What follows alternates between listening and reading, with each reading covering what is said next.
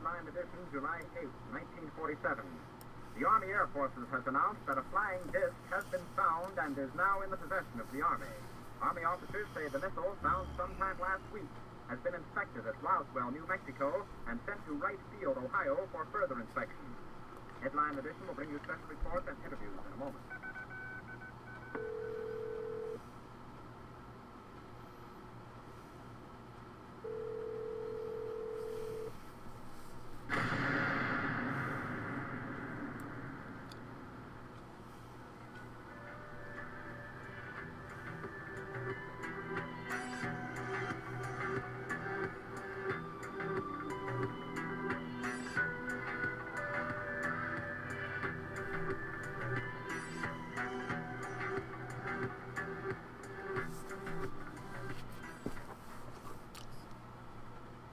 How you doing? This is the guy from Pittsburgh. And my hair is like that because what? Yeah, I can't say it. That must be what Bitcoin investors are looking like today as Mt. Goz goes out of business and Bitcoin investors lose millions. And that's why people invest in gold and silver, because at least they know until the government's confiscate it, they ain't going to be losing nothing. But that's the big story yesterday. Mt. Goz went under, and they claim that they've got the money stored somewhere in some other sites, and nobody will really lose anything, but they $500 million in assets were gone in seconds because their site got hacked and somebody ripped them off. So, we'll see what happens with Bitcoin. I buy silver every month because unless Obama comes in here knocking on my door, sends Homeland Security, I figure it's got to, even at the price you pay for silver, it's got to be worth more than our dollar, which keeps going in the toilet, thanks to the policies of the Fed. First Bernanke and now Janet Yellen. Okay, I'm going to get to weird news. Here we go. Let's find my music here just a minute. I always have trouble finding this for some reason.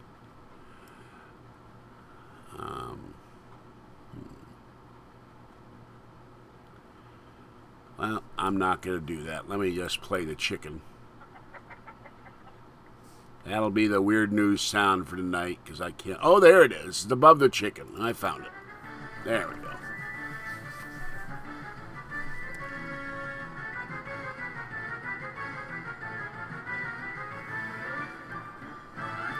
And I would appreciate if someone could figure out a way that I can play this music and still have my headphones on, because when I do the headphones, I can't hear the music and it doesn't record. And I like using my headphones, so I'm kind of stuck. All right, move my face off the screen here so I can read the stories. This is a story that's really wonderful. I know locally here, Starbucks bought my favorite bakery a long time ago, Just Desserts, because they were a competitor. They had the greatest bread and pastries in a long time, and one day I went to get some rye bread and a cinnamon roll with raisins, and it was gone, and Starbucks turned it into a catering-only business because it was a competitor in another restaurant in Walnut Creek. They bought the lease, and that place had great bread and great muffins, and one day it was gone. Well, Safeway bought out Dominic's grocery store chain, and 6,000 workers went bye-bye, and an employee put a great YouTube clip, thanks Safeway. Steve Yamamoto found himself suspended one day before the grocery store chain closed up shop for good. Now, this is from last year. His store manager got a phone call, she had to suspend me. And Yamamoto said, "Are you kidding? It's crazy as it is, I'm dumbfounded." Now, Safeway's trying to sell themselves and they got a $400 to $450 million tax benefit while screwing their workers and screwing the long-time customers who now have to go somewhere else to shop. So go check that out on YouTube. Thanks Safeway. It's a great video. Wish I could get that guy to do stuff for my video. Kid used a gun to rob an ice cream truck in San Diego. Ice cream truck driver said he was held up at Black Oak Road and Meadowbrook Drive before 7 o'clock in the evening. The boy approached the truck on foot, displayed the gun, demanded cash, and ran away on a skateboard. He was 10 to 12 years old, wearing a white t-shirt and red basketball shorts. The robber was not injured. So they're looking for this kid. Ripped the ice cream the truck, the bad humor kid. Candidate for the Texas House is giving new meaning to the idea of roadside dining. Rack of raccoon or smidgen of pigeon could be on the menu if legislators take up the call by Tink Nathan. They got great names in Texas, don't they? To allow motorists to collect and consume roadkill. It's currently a misdemeanor to gather it. The San Antonio Express News reports the 72-year-old Nathan sets himself apart from the four of the Republicans by looking to succeed longtime State Representative Harvey Hildebrand. And he said eating roadkill is legal in other states. And the Texas Park and Wildlife Department said the agency has no stance on the idea, but there's obviously public health and safety issues. It's good on a Ritz. Roadkill. Not me, folks. Okay, a pink-nosed rodent-like marsupial has been found in Australia. And I figured that Jasmunda from that other board genetically engineered this thing. They found this little thing in the Springbrook National Park, and they've named it the black-tailed Antichinus. And they've already discovered other ones. They're very tiny. And it does not look like the dusky Antichinus that also lives in the region. Marsupials in that genus are promiscuous. Females give birth to large broods that include offspring from several fathers. To raise their chances of siring more offspring, males mate for hours at a time at many females. This sends the animal's stress hormone levels skyrocketing, which eventually results in death. Females collect the sperm from their doomed mates, ovulate, allowing for the simultaneous fertilization of many half-siblings. Most females die after their first litter is weaned. And wildlife authorities are trying to seek endangered species protection for the newly discovered marsupial protection, that is. Well, I should think so. If both parents die after sex, that gets pretty bad.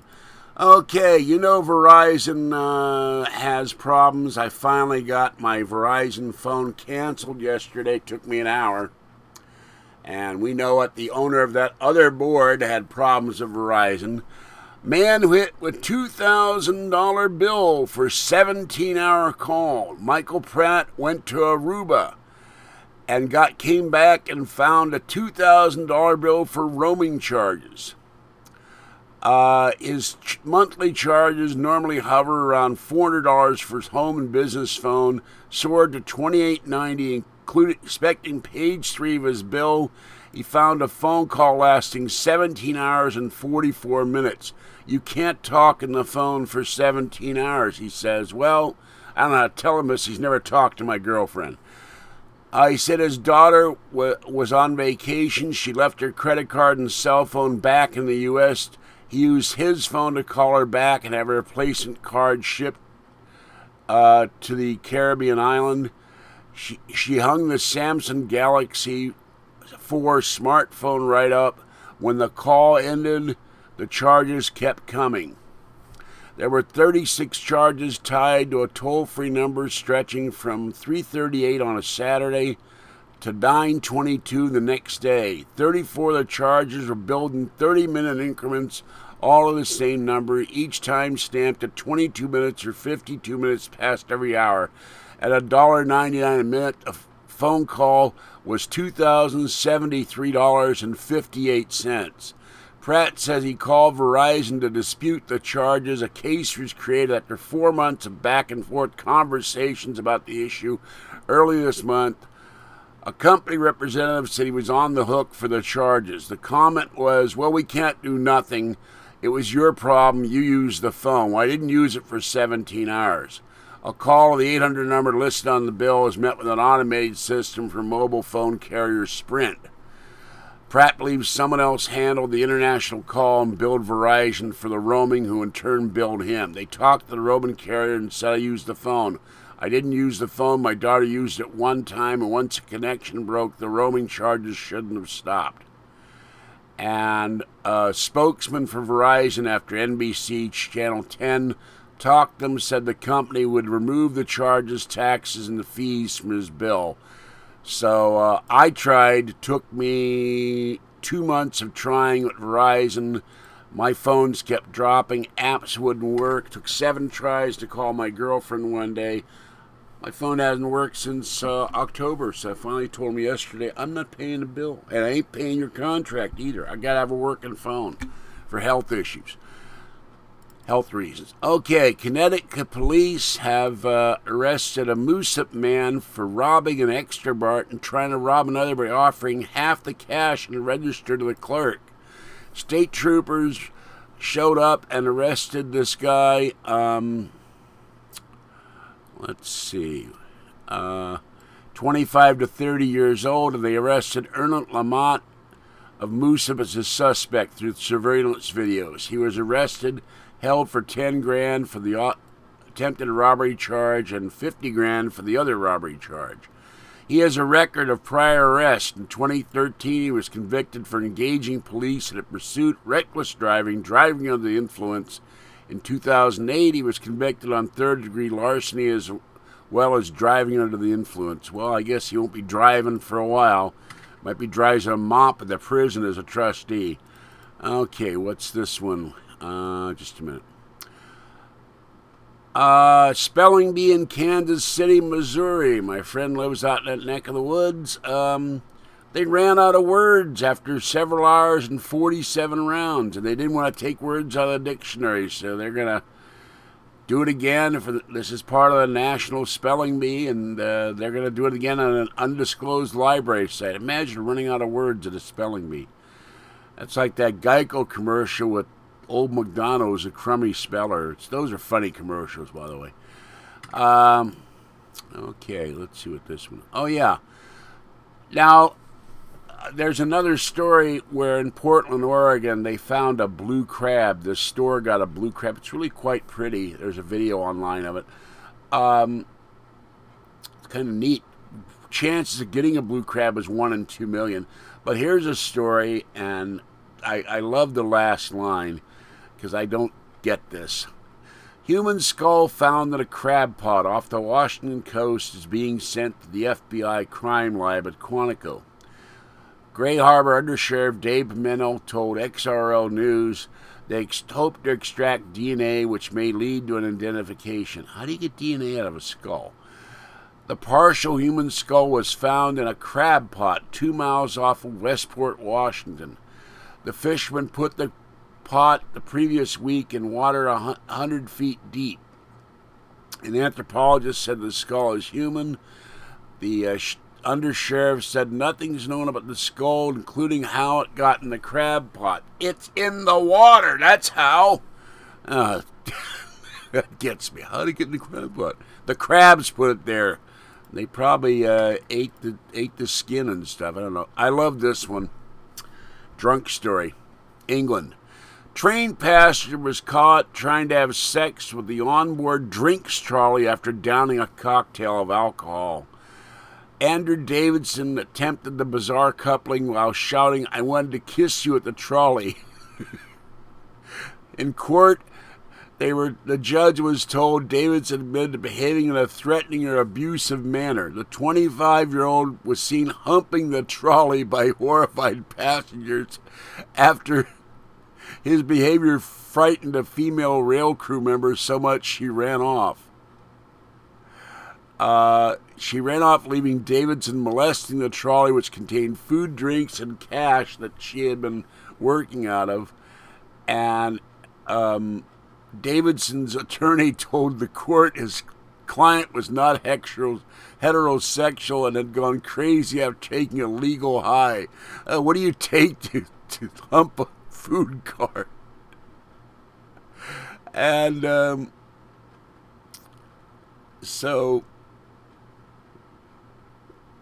and the guy also tried to place his hands on a female passenger who was leaving the train. He tried to sit in the lap of another passenger before falling on his face. He was rubbing his chest, sticking his tongue out, and shouting what he wanted to do to his boyfriend. He then got on his feet, and then he started rubbing himself against the trolley. His attorney said he had no recollection of doing any of this. He also got on another train and grabbed a female staff member's arm and tried to kiss her. I don't think this guy understands what his sexuality is. He's not male and he's not female, and I don't know what he thinks he is. He's either homosexual, heterosexual, or in the middle. Here's a prank that went wrong. Jason Willis was barred from the internet for 30 months as part of a plea deal. He sent men to a neighbor's house, including one who was wearing nothing but a trench coat. He put a fake Craigslist ad that went to several suitors to his neighbor, Dawn, in November of last year. She said he had my full name, he knew my address. Oh, I got it off of Craigslist. He said, you put an ad on there. She also told a local news station that even though it happened more than a year ago, she still gets anxious when someone comes to her door. It's been about a year and a half. I'm still nervous who's coming to my door, why they're coming to my door. I don't see a car. I don't know who it is. And he got 30 months probation, which included the internet ban. So you got to watch out for the put Craigslist ads on. And then this story, and that's going to be it, because there wasn't much new news to find. Family members of Joseph Valenti say they found a dead rat in the man's birthday cake. Neil Gold, who's dating Valenti's niece, told ABC News that the family bought Valenti his favorite cake for the celebration, a German apple ring cake from King Cullen grocery store in Commack, New York. The cake didn't taste right. Duh! After eating it, he suffered from stomach pains and diarrhea. And then he saw what appears to be, they got a picture on the web of this cake, a rat's tail protruding from the confection. Like no one noticed this in the bakery, here's his cake, I flipped it over and saw the whole tail bleeding into the cake. Oh my God. The tail was 5 inches long. Now, that's 6 inches. I've measured it. So that's a pretty big piece of tail. You can see what appeared to be the head of a rat. Gold's lawyers asking the New York Department of Agriculture and Markets to investigate. I should hope so. The grocery store has released a statement saying product was moved from the bakery and the premises under inspection. There are no known safety or rodent issues in the bakery. Yeah, right. Like you believe that one. I got a bridge I can sell you. Oh, God. Well, I'll talk to you later. Have a good one. I'll catch you next time. Bye-bye. Oh, God. Stories out there.